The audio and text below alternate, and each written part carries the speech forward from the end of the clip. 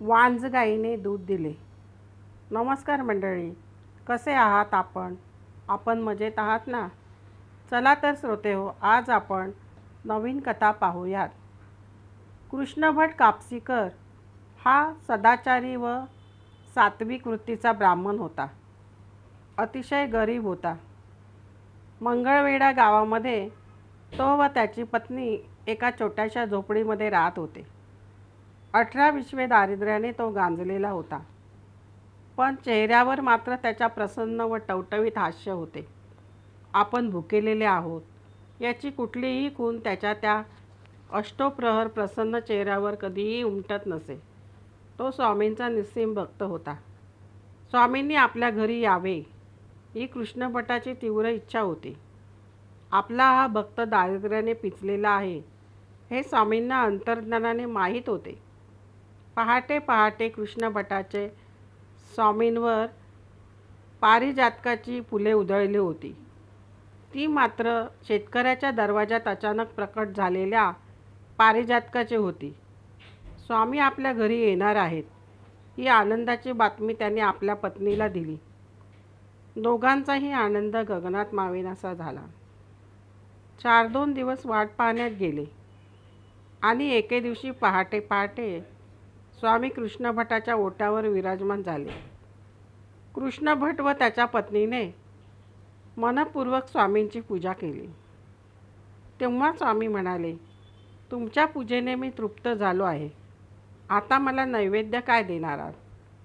स्वामींचा हा प्रश्न ऐकून त्या पवित्र दाम्पत्याच्या डोळ्यात एकदम अश्रू उभे राहिले. प्रत्यक्ष भगवंताने आपल्याकडे नैवेद्य मागितला आणि आपल्यापाशी देण्यासाठी काहीही नाही या सत्य जाणीवेने दोघांच्या डोळ्यांच्या कडा ओलावल्या. दोघांना वाटले की धरणी दुभंगून आपल्याला पोटात घेईल तर बरे. कृष्णभट व त्याची पत्नी या दोघांच्या डोळ्यातून अश्रू वाहत होते. काय करावे हे त्यांना सुचत नव्हते. स्वामी तर नैवेद्याचा सतत आग्रह करीत होते. स्वामी एकदम म्हणाले, तुम्ही दोघे असे स्तब्ध का उभे राहिले आहात?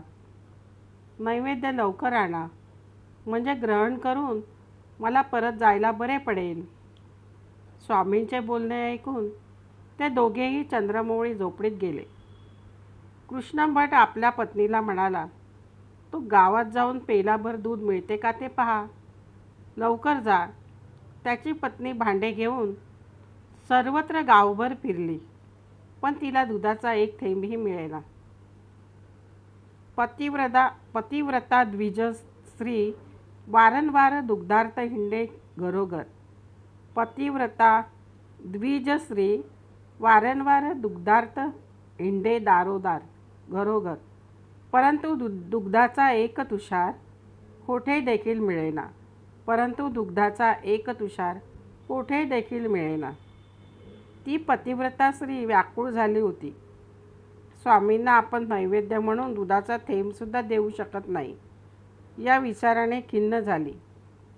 स्वामींनी पतिपत्नींना बाहेर बोलावून विचारले, आज आम्हाला नैवेद्य मिळणार नाही ना? असे विचारले.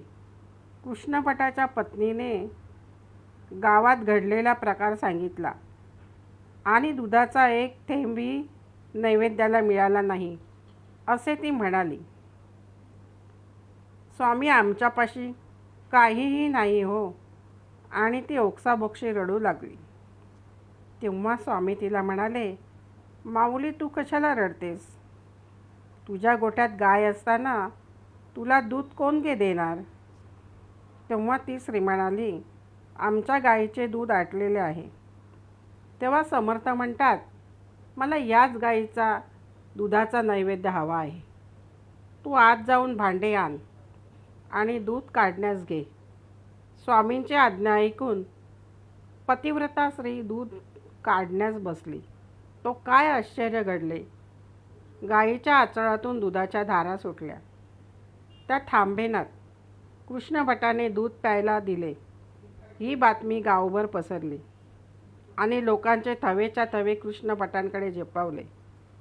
स्वामींनी कृष्णभटावर कृपेचा वर्षाव केला होता. वांज गाई दूध देऊ लागली होती. श्रोते हो, परमेश्वर येई घरा तोची दिवाळी दसरा. परमेश्वर येई घरा तोची दिवाळी दसरा असे म्हणावेसे वाटते. कारण स्वामी भक्तांच्या संकटात, अडचणीत, दुःखात त्यांना जाऊन मदत करतात. श्रोते हो, आपणास कथा आवडलीच असेल, कथेला लाईक व सबस्क्राईब करा व शेअर करा ही नम्र विनंती. धन्यवाद.